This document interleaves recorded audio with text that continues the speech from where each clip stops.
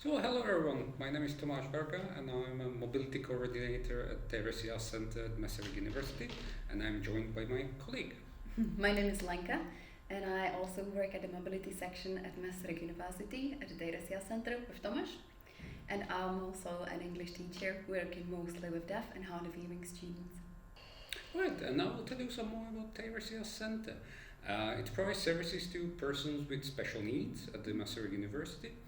And it has a dedicated mobility section where the two of us work and we help the people to travel abroad on their study stays, long term and short term as well. We also help with summer schools and other study stays, traineeships, and so on and so forth. Uh, we have been sending students, or we have been helping students to go abroad ever since 2007.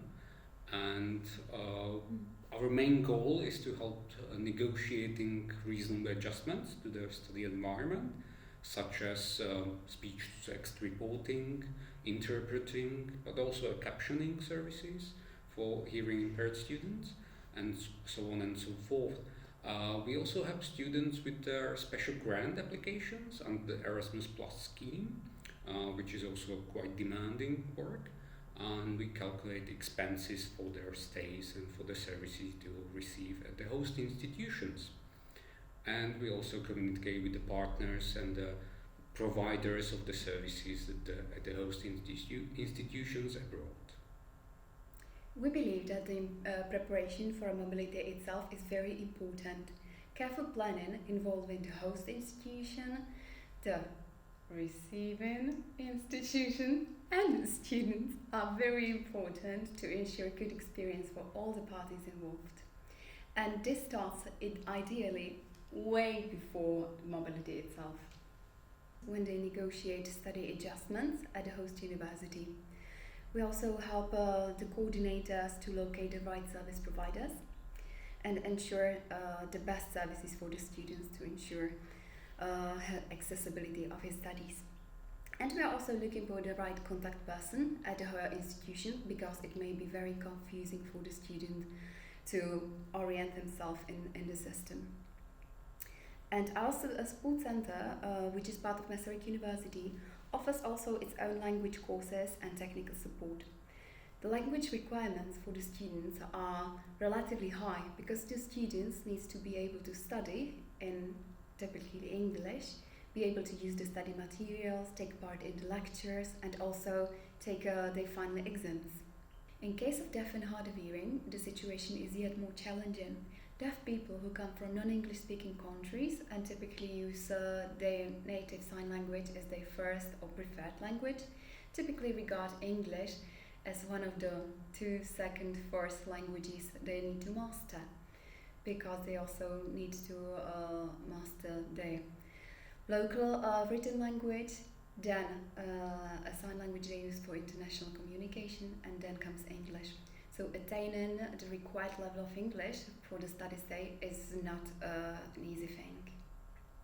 Therefore, we organize courses in general English, ASL, BSL, and online English for international mobilities. And we are also contemplating the idea of starting lip reading courses for students who are going abroad to train their lip reading skills. Also, our sign language dictionary, called Dixio, is constantly being updated with new items. And recently we included new items related to signs connected to the area of mobilities, and these are filmed in international sign. Over the years, we have found that our main goal is also to motivate the students. Therefore, we are organizing open days, but also publishing successful stories of our students who went abroad and who did some studies and traineeships. Okay, so hello everyone, and thanks Meg for agreeing to join us today for this Zoom call. What did you study at Maastricht University? You're an ex-alumni of ours. Yes, of course. So I studied at Maastricht University, and I studied for 3 years all in all on social work and psychology. Yeah. And then I also completed my master's, taking a look at social work in more depth. And since then, after that, I went to the Netherlands for about 6 months all in all. I stayed there to conduct some research. I was a research assistant. That was my title there for those 6 months.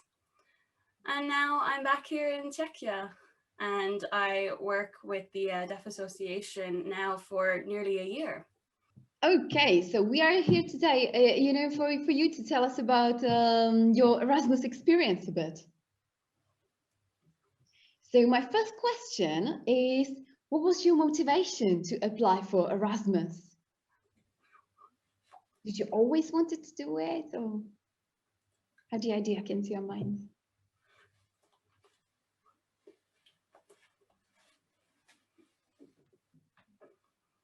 Well, really, at the time back in university, that was, gosh, I'd say I had been studying English for about 5 years at that point, and I really enjoyed the language as a whole, and I wanted to learn it at a new level and kind of come to different terms with it. And I wanted to go to a country where I could practice using the language itself, and not only practice the language, but live in the culture and experience it for myself, and hopefully, contact deaf people who use their sign language in that country.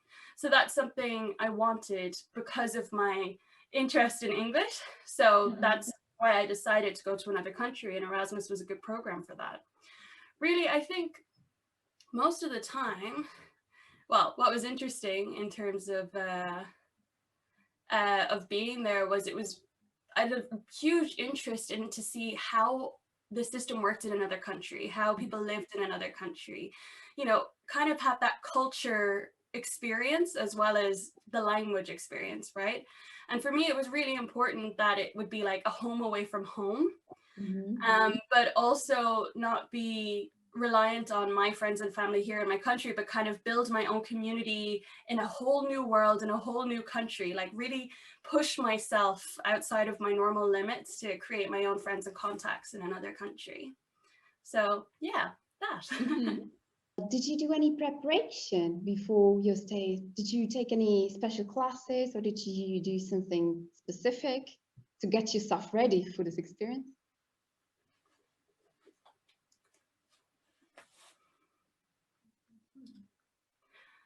So when I found out I was going to England, in terms of preparation, I wanted to do an English course.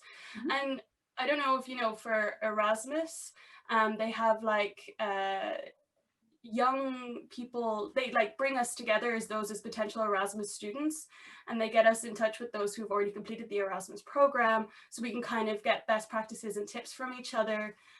So we gained from other people's experiences. Of course, it wasn't just me, right? There were some other university students, and I also put out the feelers to see what other deaf and hard of hearing people had experienced in their Erasmus experience, to see what worked well for them and what didn't. So I did that in advance of that. And I was really grateful to have that experience. And I was very grateful to both Tomasz and Lenka, of course, to explain to me the process and what to expect while on Erasmus, and to know that I wasn't alone when I went over to England. Thank you. So what was the biggest challenge, maybe, even though you had the preparation? So what was the main issue that you came up with or stuck with?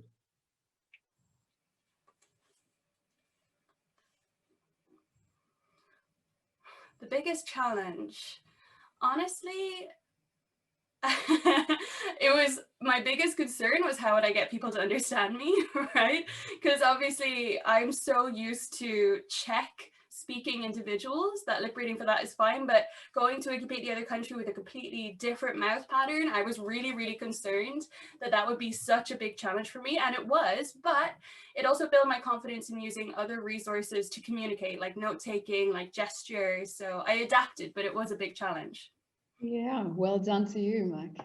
And well, so you were obviously quite successful because you decided to apply for an extension. And in the first place, you were to stay for 1 semester, and in the end, you stayed there for 2 semesters. So you probably enjoyed that, right? Or why did you decide to stay longer?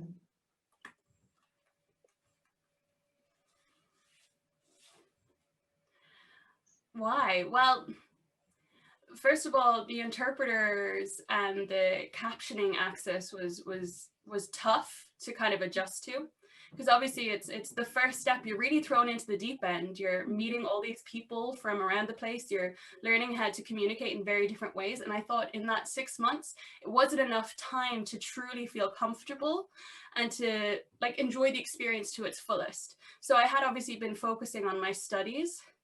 And I had a note taker supplied for me as part of my access, but unfortunately the note taker, it wasn't enough information for me. So we worked on getting the speech to text, but the challenge with that was it was quite a bit behind. It was a bit slow to work with. So there was a lot of learning while there.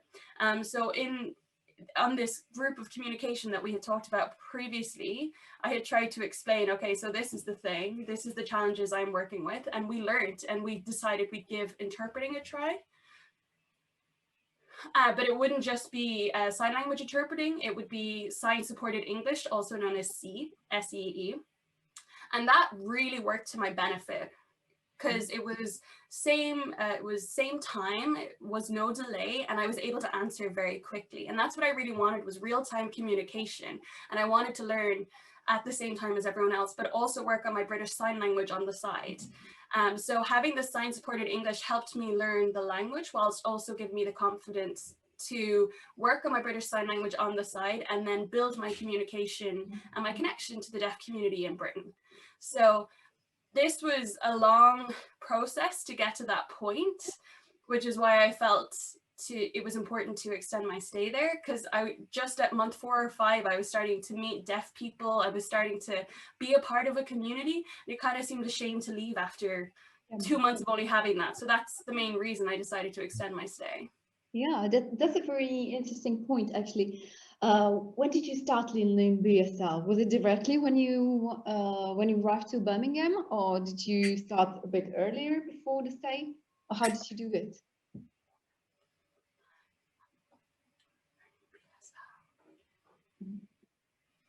Well, I did give myself a bit of time to arrive and adjust and just slowly ease myself into British Sign Language.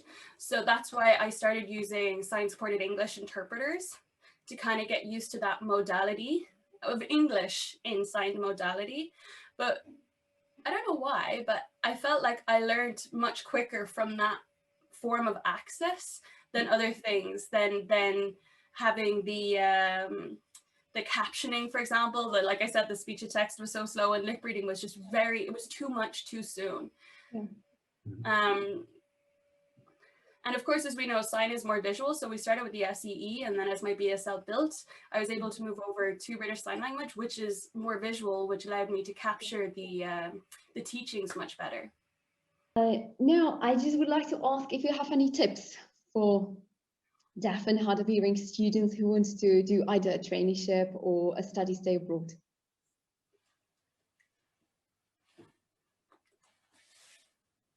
Ooh. Yeah, for sure. I have a few tips. I know there's fear of communication, but I would say definitely give it a go anyway. You know, it's good for your life experience, for pushing your boundaries. And, you know, every day is a school day anyway. And what you learn in another country will help you in all aspects of life anyway. You can learn to communicate in different ways, not be so, not always doing the same thing time and time again. You can broaden your horizons. That will always stand to you. Do you think that the Erasmus experience somehow benefited also your career opportunities? Do you think you can do better at your job thanks to Erasmus and working and studying abroad?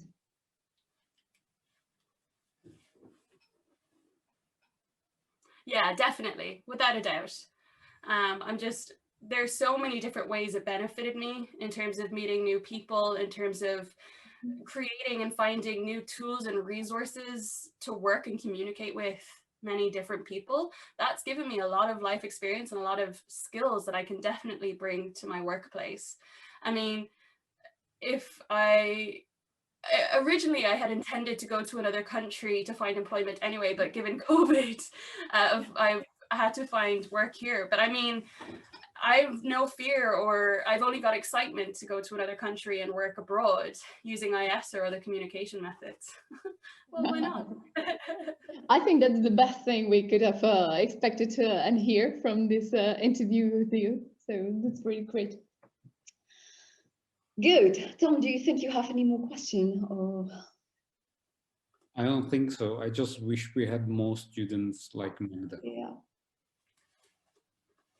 Yeah, I hope you can motivate other students, you know, to, as you say, to push the boundaries and, you know, to live this enriching experience.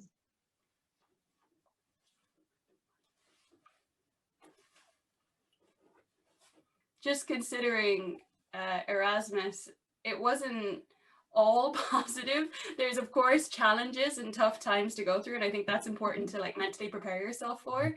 It's not all hunky-dory and roses, and you know, you have to really have the capacity to be motivated and self-motivated to do things. You can't just expect to go there and have experiences brought to your table. You need to self-motivate. You need to have initiative to go ask and, you know, find your way through the experience. You know, I'm here. When I was there, it wasn't just a question of, oh, interpreters were provided. No, I had to really figure out and come to grips with the situation, what they provide, and navigate that. And I think if I didn't have any of that, if I didn't take any initiative, I don't think it would have been the same experience, for sure. So it pushes your boundaries in more ways than one. Yeah, thank you for saying that. It's also an important message, an important thing for students to know. I do agree. I think the last messages were wonderful, and I think there are lots of great things coming from Magda. Yeah, lots of good thoughts, I think, Mac.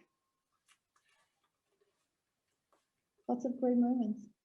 And yeah, I think that's the main message, you know, that despite, you know, the thing maybe not being super easy and you having to really work for it and push yourself to do it, then it really pays off and you get such a wonderful experience that may take you somewhere else where you've never been.